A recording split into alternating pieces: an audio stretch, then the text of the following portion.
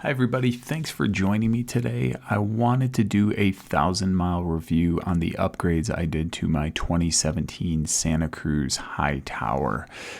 Many of you probably are just like me, where they've been riding their bike for a few years and they're deciding whether to upgrade or to move forward with a completely new setup.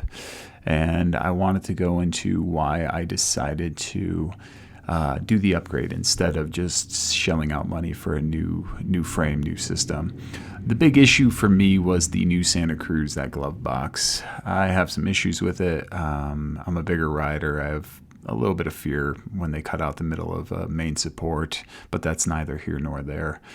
But looking back, Santa Cruz puts some pretty great components stock on the bikes. I was looking to upgrade a few things, shocks. The drivetrain was a big issue for me, and also that seat post. The RockShox reverb is just garbage. I don't care what anybody says. So I wanted to take today to talk about some of the best upgrades and why I stand by the choices I decided to make.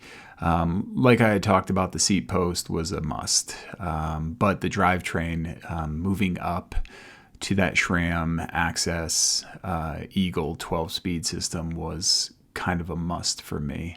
A lot of people have been going back and forth in the chat rooms about electronic shifting, the pros, the cons. Ultimately, it always came down to I don't want to forget to charge my batteries and I don't want to be stuck. There was a simple solution for that. Buy more batteries. But the other components that I really were focused on was that rear shock. Stock, the Santa Cruz came with that Monarch RC3. Because of my size, 6'3", 230 pounds, I wanted to go up to the Monarch Plus RC3 because it allowed for a little better PSI range, so I can dial in that sag, which always suffered on the old setup.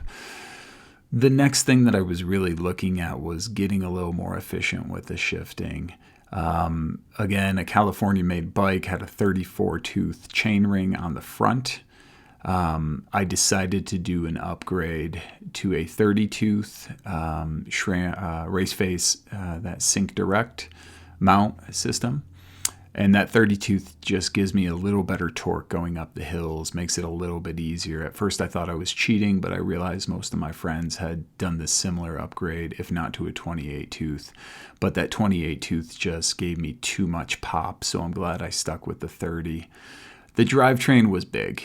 Not only do you have the electronic shifting, so it shifts under load, and you don't have that skip anymore because of the cable stretch. But another feature I didn't expect to do was waxing the chain, so that ultrasonic cleansing of the old lubricants off the chain and then upgrading to a waxed system.